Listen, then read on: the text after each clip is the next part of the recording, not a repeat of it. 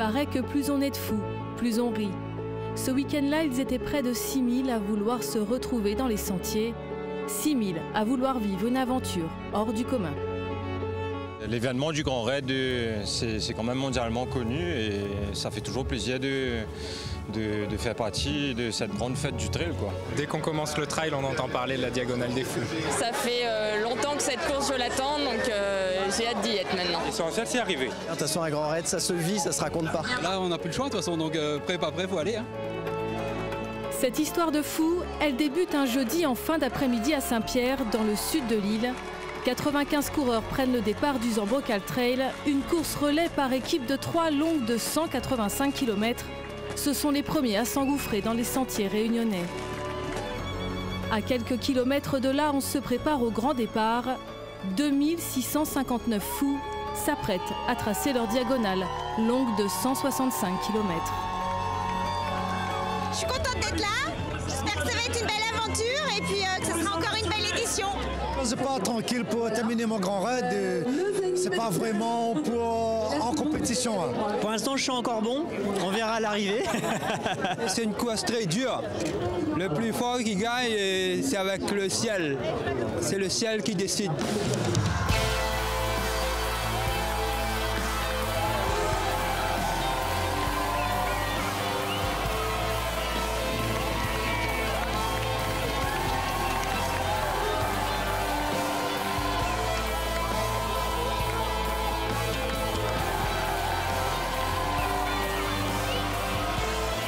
Alors que les coureurs du Grand Raid se dirigent dans les hauteurs de l'île, à Salazie, au milieu de la nuit, ils sont près de 1800 à s'élancer pour la troisième des courses, la plus petite d'entre elles, la Mascareigne et ses 65 km.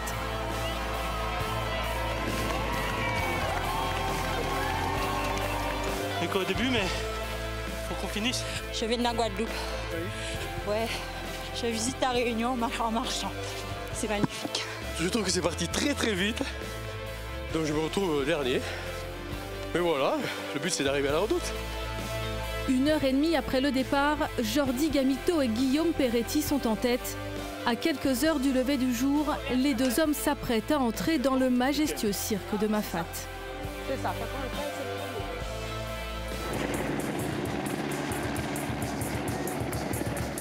Vendredi matin, c'est dans un autre cirque que les premiers coureurs de la Diagonale arrivent après une nuit blanche. Il est 5h30 lorsque François Den et Maxime Casajou débarquent ensemble à Sillaos. Tu vas s'arrêter au 22, son assistance, il vient de passer plusieurs heures, dis-moi. Voilà, Maxime, on peut avoir un petit mot peut-être rapidement. Derrière, les arrivées se succèdent. D'abord Benoît Girondel, le vainqueur du Grand Raid 2017, suivi de près par l'Espagnol Toffol Castañer. Mimi Kotka pointe à la 14e place. Première féminine, la Suédoise impressionne par sa performance.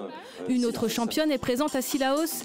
Marcel Puy, celle qui a gagné 5 fois le Grand Raid, est venue encourager les coureurs pays comme Henri-Claude Némorin, premier réunionnais à pointer dans le cirque.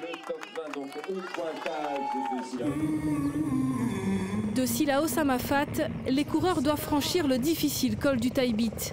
Monter 800 mètres et en redescendre 400 pour rejoindre Marla, le premier îlette mafatais de leur aventure. Un peu avant 8h, François Den et Maxime Casajou arrivent ensemble à Marla et repartent ensemble quelques minutes plus tard, comme deux dallons.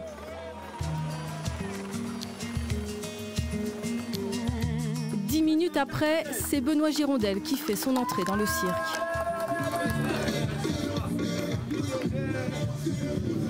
Vous vous sentez un peu là pour cette minute course? Oui. Bah ça va. Ah ouais. Bah heureusement, hein. Il en reste un peu. À Marla, les coureurs vont entamer leur 78e kilomètre. Ce n'est même pas la moitié du parcours. Antoine Guillon est le 4e à pointer 20 minutes après la tête de course, légèrement marqué par une mauvaise chute dans la descente juste avant le ravitaillement. Antoine, comment ça va pour l'instant? Bon, pas mal. Vas-y, s'il te plaît. Je suis en phase de remontée là. J'espère que je pas fait mal. Le retard n'est pas trop conséquent? Non, ça va. Ouais. Il y a quand même quelques petits bobos là quand même. Ouais, bah, c'est la marque de Mafate. Hein. Allez, je vous laisse. Allez, ne lâchez rien.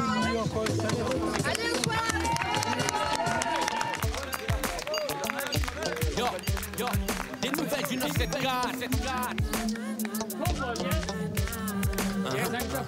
Toffol Castanière est le 8e arrivé à Marla. Mais au pointage, le coureur des Baléares, véritable pointure du trail européen, rebrousse chemin. Blessé, l'Espagnol de 46 ans pense à l'abandon. So Toffol, what is your feelings now? No, bad day. Bad day? Why? C'est vraiment un mauvais jour pour moi là. Je ne peux pas bouger mes jambes. Je me suis blessé à la hanche et je ne sais pas si je vais pouvoir continuer.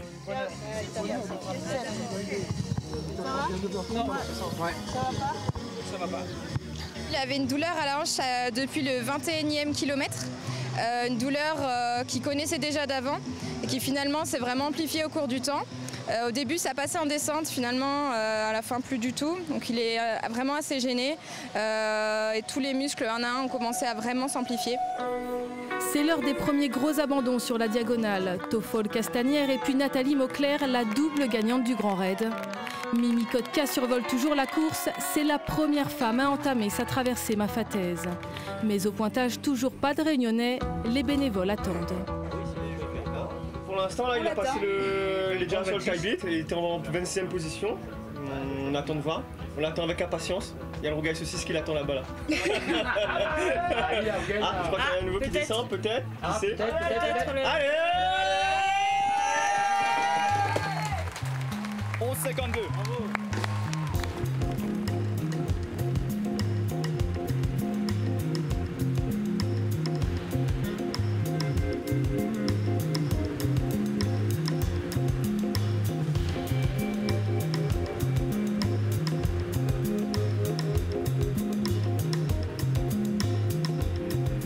Le soleil tape dur à Mafat.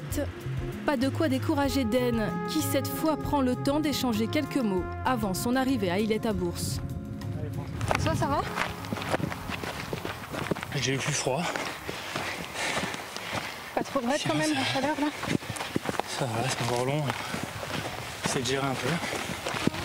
Toujours à ses côtés, à quelques secondes près, Maxime Casajou, le Pyrénéen qui l'an dernier blessé avait abandonné ici alors qu'il était dans le top 5. Derrière, Benoît Girondel garde son écart d'une dizaine de minutes avec la tête de course. Une tête de course qui inquiète Antoine Guillon, toujours en 4e position. Combien d'écart avec Benoît 21, 27, 23, il doit avoir 25, ouais. 23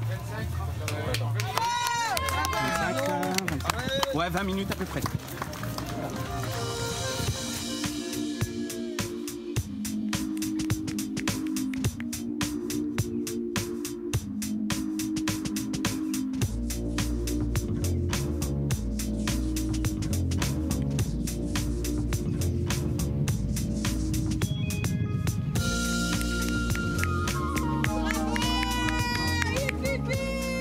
Seule en tête chez les femmes, Mimi Kotka étonne par sa fraîcheur. Pourtant, l'athlète avoue souffrir de la chaleur. Je suis suédoise. C'est un peu chaud pour moi. Hein? I hope for some snow in the night. Yeah, maybe. Yeah.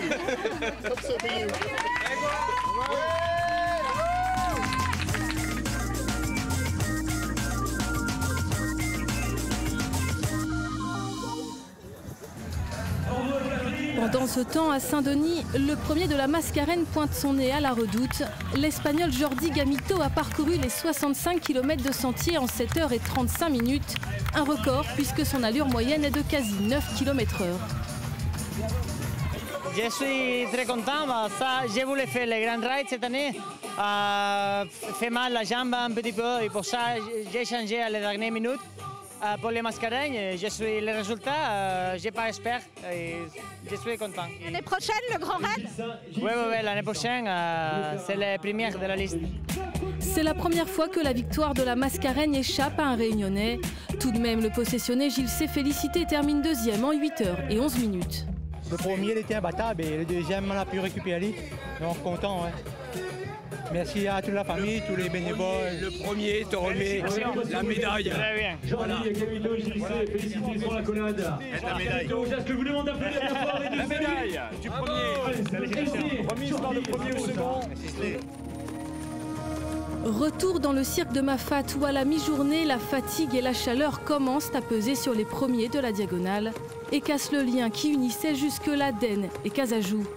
Maxime Casajou paye son coup de panache matinal. Pour la première fois depuis le début de la course, il cède du terrain, laissant Den filer seul et arriver seul à Roche-Plate à 12h24.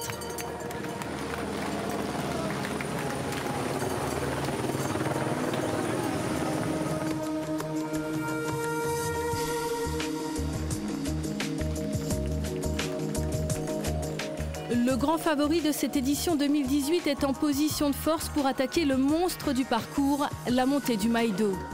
Alors que Den s'en est allé, Casajou est arrivé à Roche-Plate, affaibli mais toujours motivé. Maxime, comment ça va là? Il fait chaud mais ça va, on va gérer la montée du Maïdo là. L'an dernier vous aviez abandonné dans le cirque, là il n'est pas question de ça? Non, je vais au bout. J'ai promis à mes enfants, donc j'irai au bout à la Redoute avec mes enfants. Déjà 108 km dans les pattes et près de 15 heures de course, Benoît Girondel met la pression à Maxime Casajou en débarquant 3 minutes seulement après lui. Juste le temps de se rafraîchir et c'est une autre course qui va se jouer.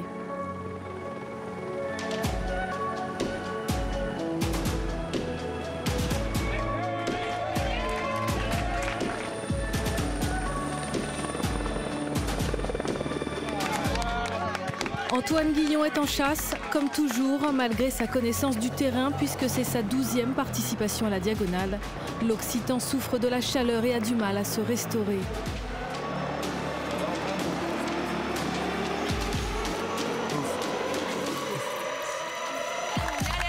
Toujours dans le top 20, Mimi Kotka, la coureuse profite du paysage malgré des conditions climatiques vraiment difficiles pour elle.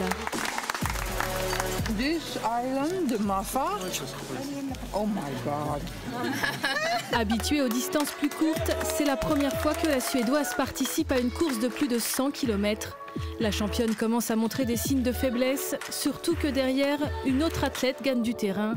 Audrey Tanguy, la protégée d'Antoine Guillon, court elle aussi son premier grand raid.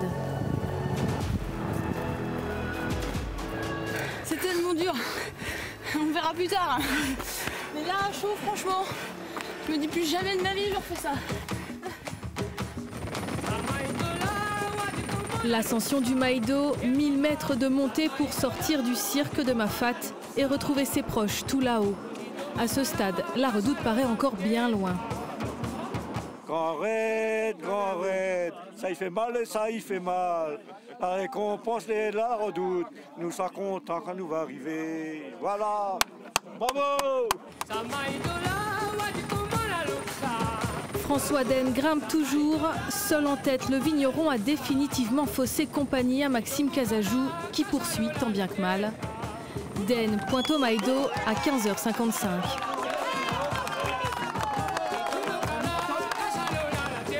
Et surprise, c'est Benoît Girondel qui apparaît comme deuxième, moins de 4 minutes après. À 50 km de l'arrivée, le suspense est relancé.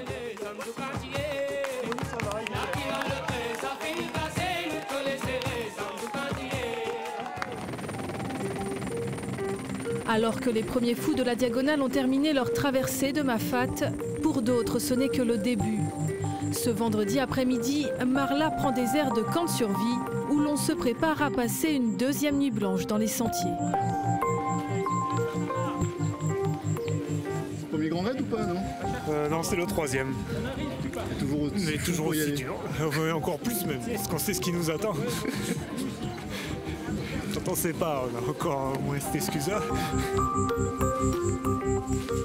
La fatigue et l'accumulation fait qu'on est bien même sous une couverture et sur une bâche bleue. Vous avez dormi combien de temps là? Une vingtaine de minutes. Et c'est assez ça pour récupérer? C'est déjà pas mal, ouais. Et on sent bien la différence entre avant et après. Je me sens un peu fatigué là. Je crois que ça va me faire du bien de dormir un petit peu. Combien de temps? J'ai pas prévu, pas plus d'1 heure. Ce serait bien que je dépasse pas l'heure.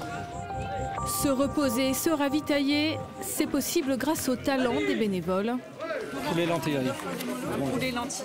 Le moment est primordial pour ces coureurs pour que malgré les premières douleurs, ils ne perdent pas leur motivation et surtout leur bonne humeur. C'est une position originale quand même pour reprendre des forces.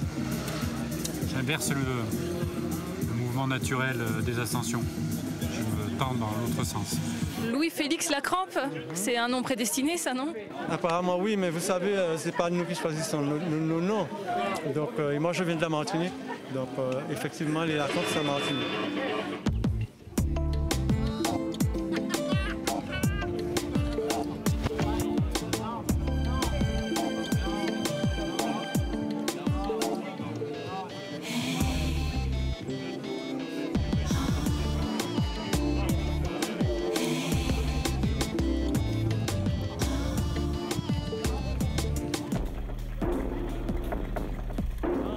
En tête de course, il ne cesse de se passer des choses, de quoi devenir raide dingue. Car après l'avoir longuement talonné, Benoît Girondel a dépassé François Dene et pris le commandement de la course. Et si les deux hommes, tous les deux déjà vainqueurs du Grand Raid, terminaient ensemble cette folle aventure, l'idée commence à se murmurer dans les sentiers.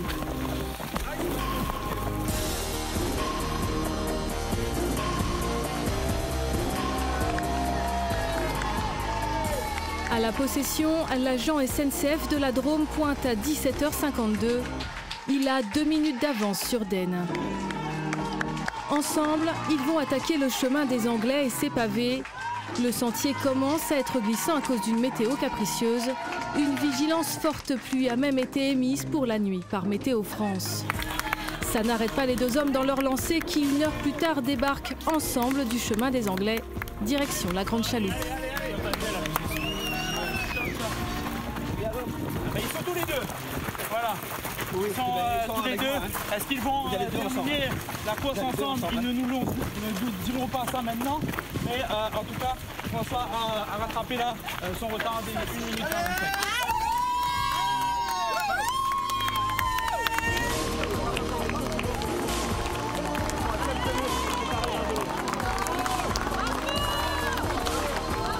Tous les deux filent pour la dernière ligne droite avant l'arrivée. Encore 10 km. Derrière, le trou est fait. Maxime Casajou a tenu bon et arrive fatigué 1h10 plus tard, accueilli par ses fils, très contents de retrouver leur père. Papa, tu sais la dernière fois quand tu m'en avais donné.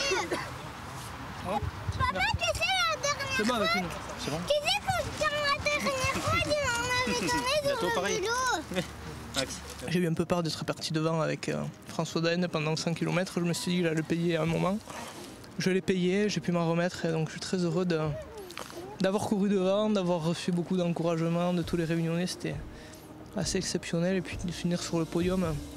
Voilà, je voulais pas rester sur un abandon l'an dernier, donc c'est cool. On va pouvoir franchir la ligne d'arrivée en famille, c'est super. En 2016, le Béarnais avait terminé 4e. Cette année, il a promis le podium à ses fils. Antoine Guillon pointe une demi-heure après, un peu handicapé par sa blessure maphataise. Lui aussi retrouve ses proches, dont sa femme, Anne. Et toi, tu fais ta course et tu t'occupes pas des filles. C'est pas le moment de suivre les filles. Elles sont derrière. Pas mal. Ne l'écoute pas. On fait pas ce qu'on veut, hein. Non, non.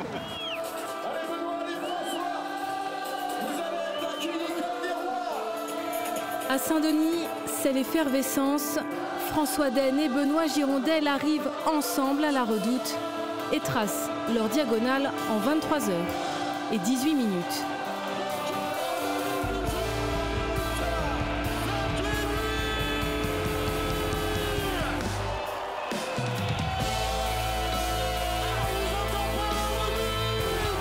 Cette victoire, les deux hommes ont décidé de la partager, eux qui ont déjà gagné individuellement la diagonale dans le passé.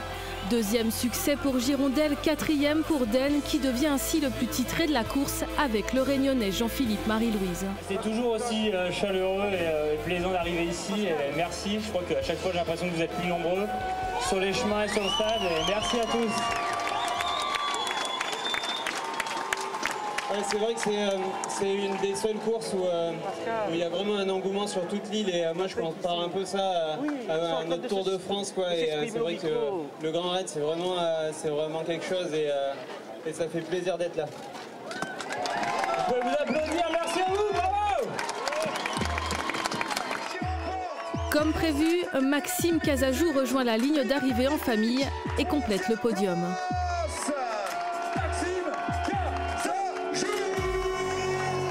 Cette nuit-là, la première équipe du Zambrocal pointe également son nez à la redoute. Les Dallons Léo, Jean-Philippe Vitry, Johan Bruno et Giovanni Gonneau remportent pour la deuxième fois le relais.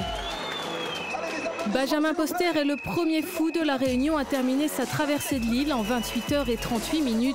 14e au scratch, une belle surprise pour le Sainte-Marien. Je suis content. Je suis à peu près dans les temps que j'avais prévus. Et donc voilà, c'est une bonne surprise d'être premier local. Bon, ça c'est sûr que je ne m'y attendais pas. Mais voilà, je suis content. C'était une belle course.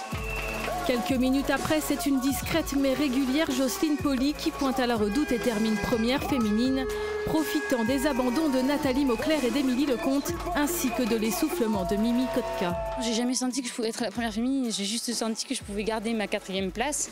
À un moment donné, j'ai cru que je pouvais avoir ma 3e place. Et puis à partir de Sans Souci, on m'a bien fait comprendre que devant, ça commençait à faiblir. Et qu'il fallait, fallait y aller, il fallait bosser et voilà, je l'ai fait et je suis ravie. Mais le Grand Raid, c'est aussi le Trail de Bourbon, cette course de 111 km qui débute de Sillaos. Ils sont 1168 à en avoir pris le départ vendredi dans la soirée. Samedi, des milliers de folles et de fous du Bourbon, de la Diagonale et du Zambrocal sont encore sur les sentiers, en courant, en marchant jusqu'au bout de l'effort. Ils ont jusqu'à dimanche soir pour rejoindre la redoute. À partir de la possession, le Réunionnais David Hauss se retrouve en tête du Bourbon après avoir longtemps couru derrière Thibaut Garivier, victime d'un coup de fatigue. Judicaël Sautron est à 45 minutes derrière lui. Bon là vous êtes passé 2e du coup. Ouais. Bien. Ah super, comme l'année dernière. Allez vas-y. David est trop fort quand même. Ouais. On a pas le même niveau, ouais. C'est ça professionnel, elle n'a même pas de béton tous les jours.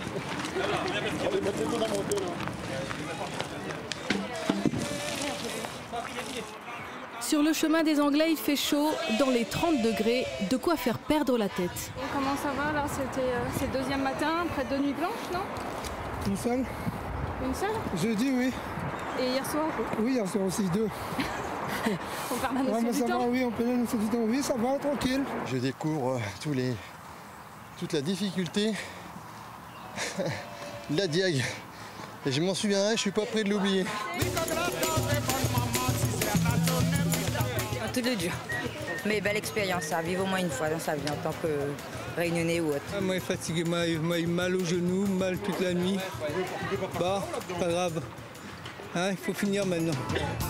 Et celui qui finit son Bourbon en premier, c'est David Hauss qui arrive à la redoute juste après l'heure du déjeuner. Comme l'an dernier, il a devancé Judicaël Sautron. Hauss boucle son parcours en 16h15 malgré un début de course difficile. Le jour s'est levé, puis là j'ai commencé à reprendre des sensations, j'ai commencé à me sentir vachement mieux et j'ai creusé l'écart pour jamais être repris et du coup voilà, c'était vraiment difficile aujourd'hui. C'est pour ça qu'on parle de Grand Raid là, mais aujourd'hui j'ai envie de laisser mes baskets d'un côté et plus penser à ça. Et forcément ça va revenir sur le coin de la table assez rapidement. La redoute, l'objectif des derniers raiders dimanche, 4e jour de course pour certains, des fous alliés qui parfois ont du mal à rester éveillés. Mais une fois à l'arrivée, ce n'est que du bonheur, à l'image des Joëlettes qui ont parcouru 95 km à travers les sentiers, 20 portées et une 60aine de porteurs, bénévoles de Run Andy Move et C Chartres Andy Run.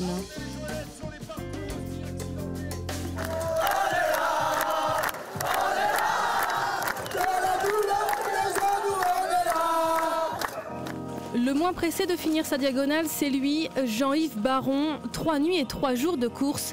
Accueilli comme une star, il lui a fallu plus de 66 heures pour avaler ses 165 km et 10 000 mètres de dénivelé. Une aventure pour celui qui reprend l'avion quelques heures plus tard. Oh, il s'est passé beaucoup de choses pendant la course. Du plaisir, des belles photos, des gros doutes. Puis cette chute là, dans le ravin qui m'a foutu une trouille terrible. Là, j'ai bien cru que... Enfin, heureusement qu'il faisait nuit parce que si j'avais vu ce qu'il y avait en dessous de moi, j'aurais certainement eu peur. Et d'ailleurs, il y a quelqu'un qui devait venir, un coureur qui devait venir là, parce que c'est lui qui m'a sauvé. Il a réussi à attraper mon poignet pour que je sorte de là. Donc, je le remercierai jamais assez, ce gars-là. Je sais qu'il s'appelle Willy, il doit être par là, mais je lui donnerai ma médaille, mais pas mon t-shirt. Je le garde, le t-shirt. Ils étaient 5698 à prendre le départ des 4 courses et tenter l'aventure. 4079 y ont survécu. On vous avait prévenu. Le Grand Raid, c'est une histoire de fou.